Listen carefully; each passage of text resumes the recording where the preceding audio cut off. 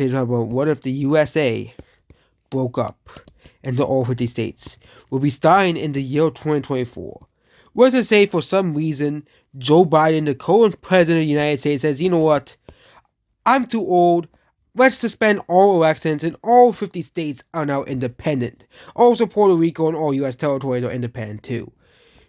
They will not be counted in this series, obviously, but what would happen if all the U.S. states gained their independence?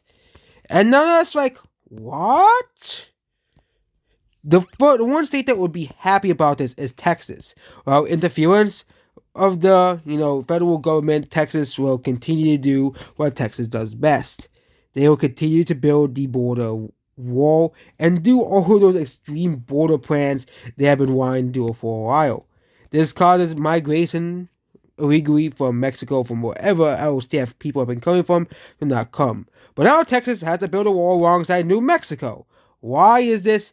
It is to prevent those stinking Californians to come in. Yes, because Californians, well, and many southern states, well, without federal aid, they struggle. These states over here struggle the most. Many people, well, which once, because of the federal aid, these people used to enjoy a much better life. But now, because of there being no federal government, these states are struggling.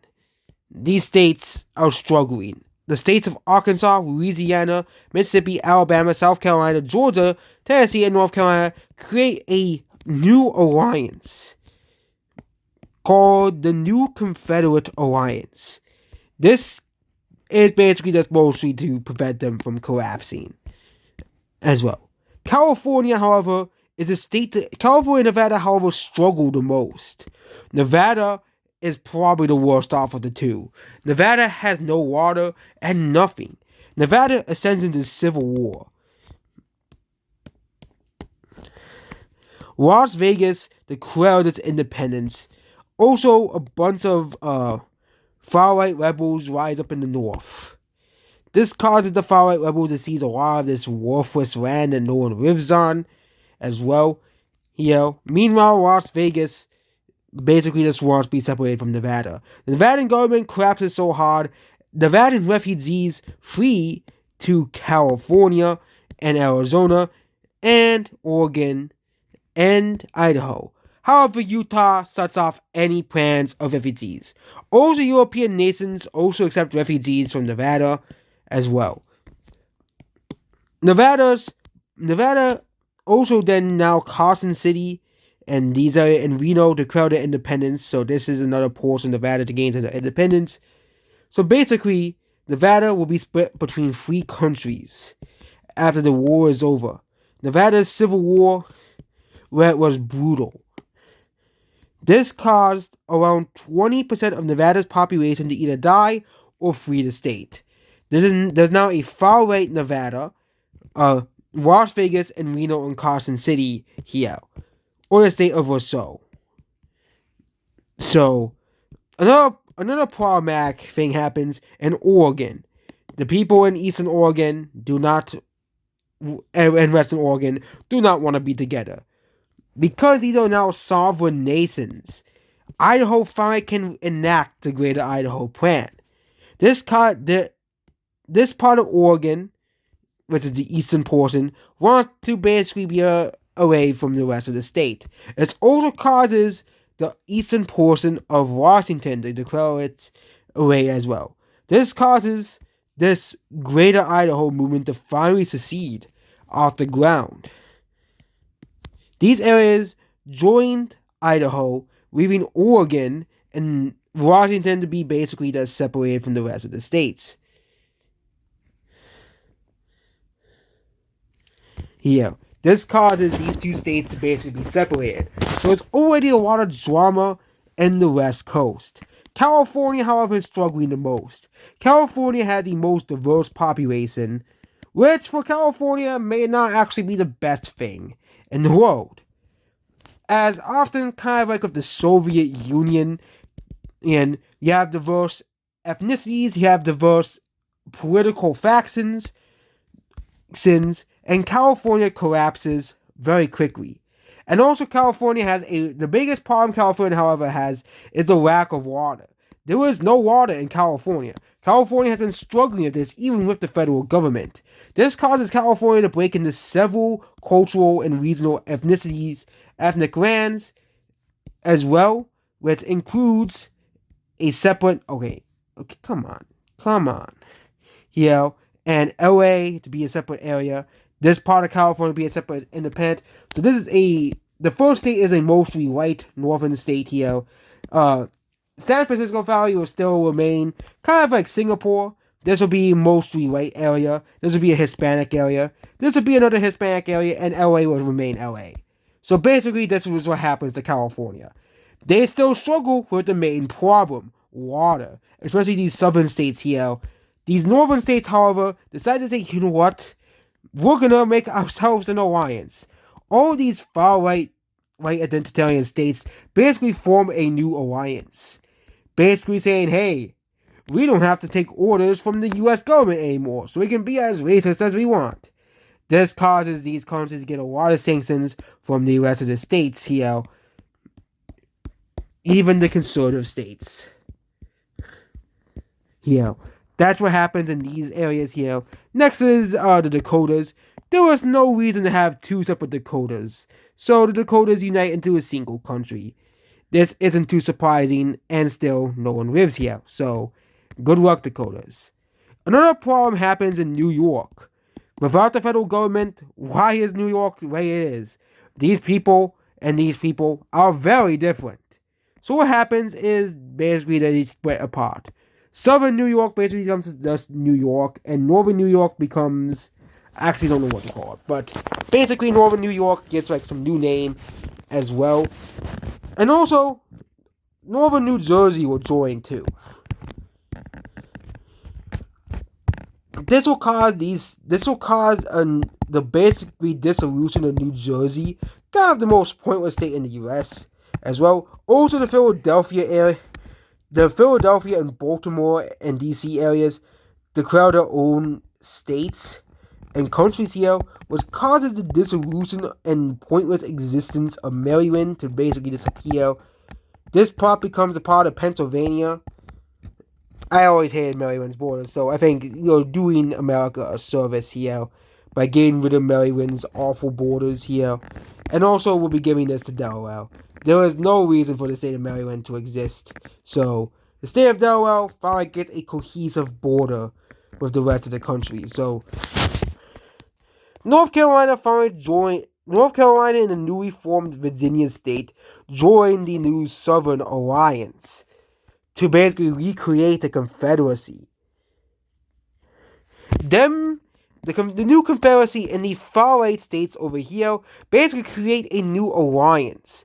This causes the liberal states to create their own alliance, which is basically all of these areas, and Illinois, New York, and Illinois, and New Mexico, and Arizona, and the state right here.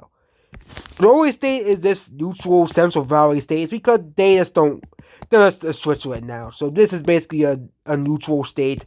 But it seems that the West Coast might be preparing for war. Utah, however, wants to expand. They don't want to take out Colorado, as Colorado is much more stronger than them. So we're going to pick on and bully Wyoming. Wyoming sucks anyways, so they're going to take over Wyoming because I said so. They take out the most worthless and pointless state. This is a very easy conquest. In a week, they take out Wyoming, and Wyoming is non-existent anymore, which finally gets rid of America's most pointless state, and creates this ugly border like this. Here. Yeah, the U.S. borders are not very good. So, yeah, we have this weird-looking country right here. Then we have Oklahoma and Texas. Texas finally gets to be its own identity. And they like, yay, we're our own country now.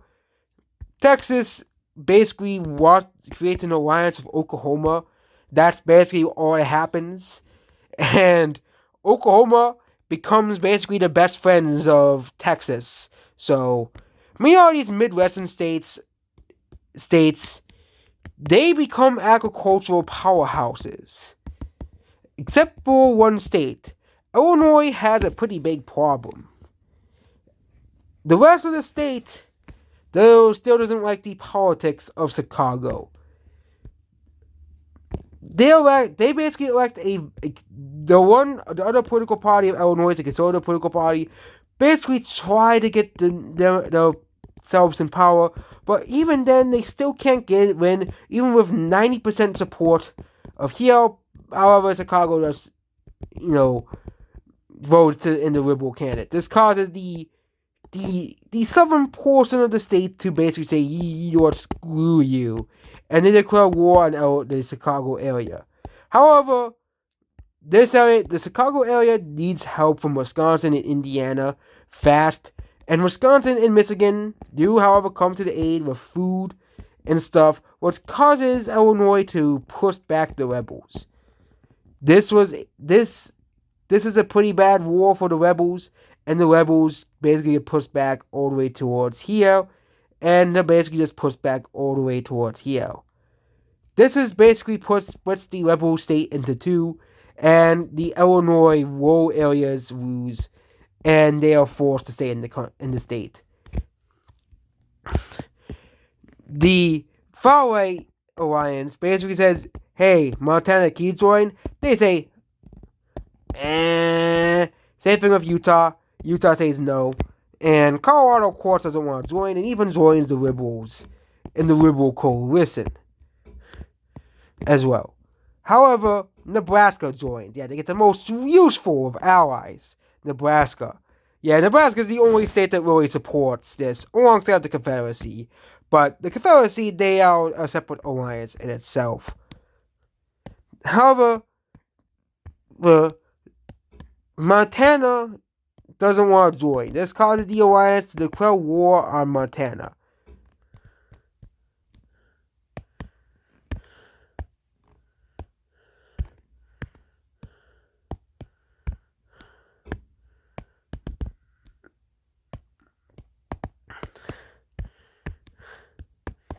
They invade right away, and Montana is cut off surprisingly well. They are cut off very surprisingly, and they start to invade a lot of the major cities in Montana, which isn't very many. So they invade a lot of the state, and a lot of the state is taken over as well. This causes Montana to basically say, basically switch to the green team side, the far right side, or basically the right wing side.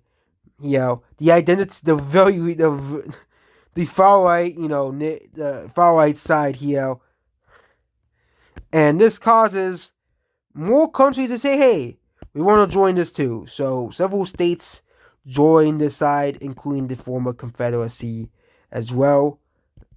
At least they say they'll be on the side. They don't want to. But Indiana and West Virginia joined. Meanwhile, they convinced more states to join the liberal side as well.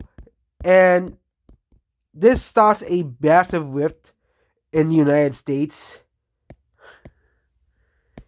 as well.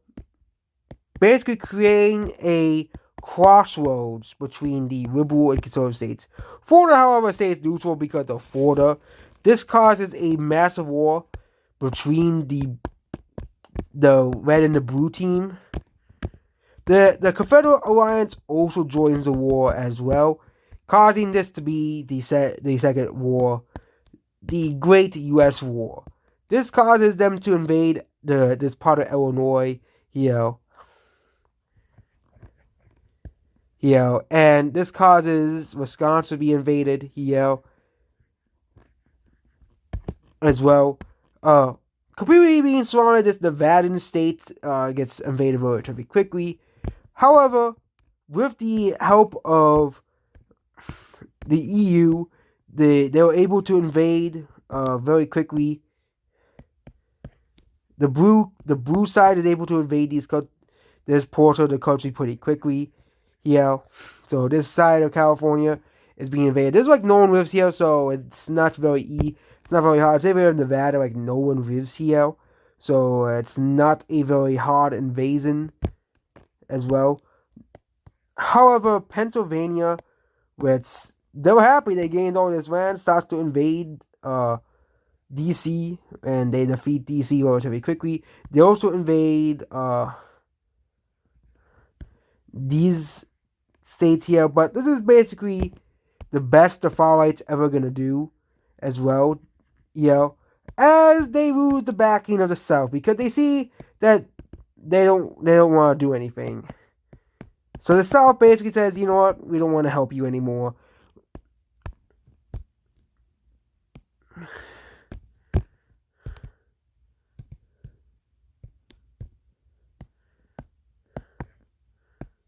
They're fine, happy the way they are. So this causes DC to quickly gain their independence, back their independence. Delaware to quickly gain back its borders here, and New Jersey to gain back these borders. Same thing, they are starting to push back in the Midwest. Without this Southern help, this alliance is basically doomed. Several more members leave this alliance, including Missouri, Ohio, Pennsylvania, West Virginia, Kentucky, and these states here. And even this leaves us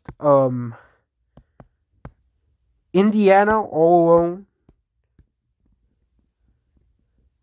As there were massive protests in many of these states here, which caused the rest of the troops to be pushed back to the border.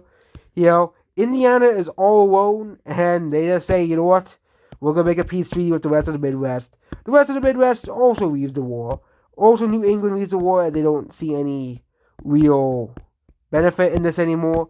This causes basically Nebraska to lead the war and these states to lead the war. Now it's just a war between these countries and the rest of them as well.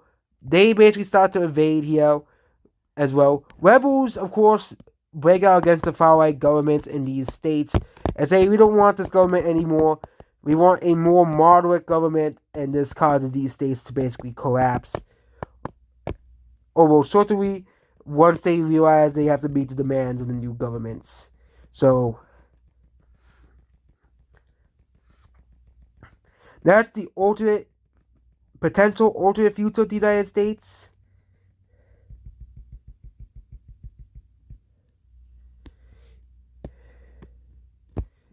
As well, so this is going to be the final.